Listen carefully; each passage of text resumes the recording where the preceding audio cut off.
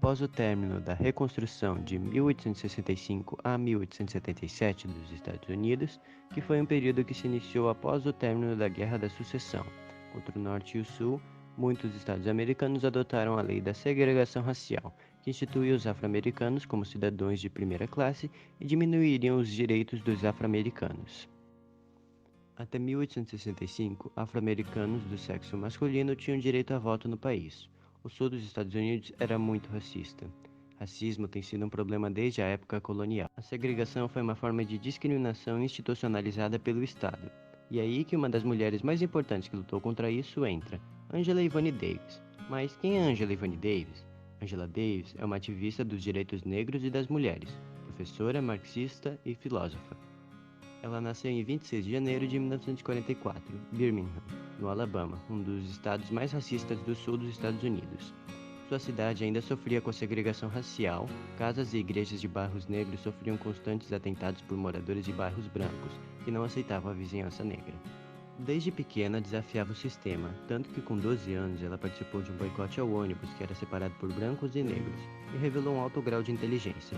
Então, aos 14 anos, Angela ganhou uma bolsa de estudos para estudantes sulistas e fez um intercâmbio em Greenwich, Nova York.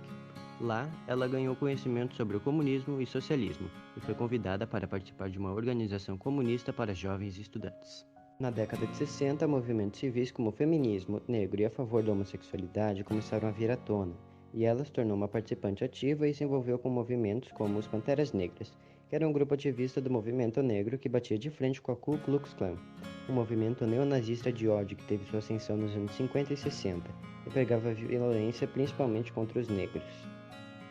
Os Panteras Negras foram um partido norte-americano que prezava principalmente no combate da violência policial contra negros. Eles se armavam para uma defesa dos policiais, e Davis era popular na comunidade. Desde o início do movimento era de interesse político enfraquecê-los, pois eles questionavam o sistema. Na época que Davis entrou para as Panteras Negras, eles lutavam para conquistar o apoio da sociedade para libertar 3 jovens negros e militantes que estavam presos, George Jackson, Lita Dungo e John Clutchette. Em agosto, dia 7, Jonathan Jackson, junto com 2 companheiros, interromperam o julgamento de James McChain, que foi acusado de ter esfaqueado um policial. Eles já foram lá para libertar James e conseguiram, porém houve uma troca de tiros e Jackson e outro companheiro foram mortos. O juiz que estava fazendo o julgamento, Harold Halley, foi morto com um tiro na garganta. Investigaram o caso e todas as pistas levaram ao fato de que a arma utilizada no crime estava no nome de Angela.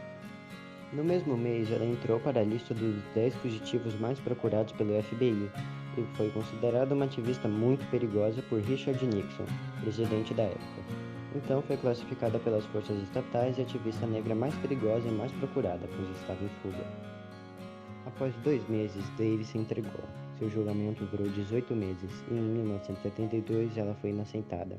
No tempo em que esteve presa, ela escreveu sua autobiografia, e durante seu julgamento houveram manifestações para sua liberdade. A campanha que mais ganhou repercussão foi Free Angela Davis, onde teve o apoio de John Lennon, Yoko Ono e da banda The Rolling Stones, e todos compuseram músicas a ela. Depois da prisão, Angela foi para Cuba por um tempo com seus amigos, e na sua chegada muitos cubanos ficaram entusiasmados e ela mal podia discursar. Sua visita causou um grande impacto na população negra. Em 1975, ela se envolveu em uma polêmica quando o político russo Alexander Solzhenitsyn a acusou de hipocrisia por ter laços com a União Soviética, já que omitia as condições dos presos políticos sob regime comunista. Solzhenitsyn mencionava cartas de presos políticos tchecos endereçados a Angela. Nas cartas pediam socorro esperando que ela os ajudassem para livrá-los da perseguição do Estado e que denunciasse as duras condições para viver na cadeia. Eles diziam que eram vítimas da mesma injustiça que Davis sofrera antes deles, já que também não tinham culpa, mas estavam presos. Angela nunca os ajudava e dizia: eles merecem o que tiveram, que continuem na prisão. Davis, em 1980 e 1984, se candidatou como vice-presidente dos Estados Unidos, junto com Gus Hall, presidente do Partido Comunista Americano. Porém, o resultado da votação foi ridículo e ela perdeu. Após sua derrota, continuou sua carreira e escreveu diversos livros. Angela ainda é viva com 76 anos. Atualmente continua fazendo palestras e discursos normalmente em universidades e se mantém como uma figura ativista na luta pela abolição da pena da morte na Califórnia, no combate ao racismo e na defesa dos direitos das mulheres.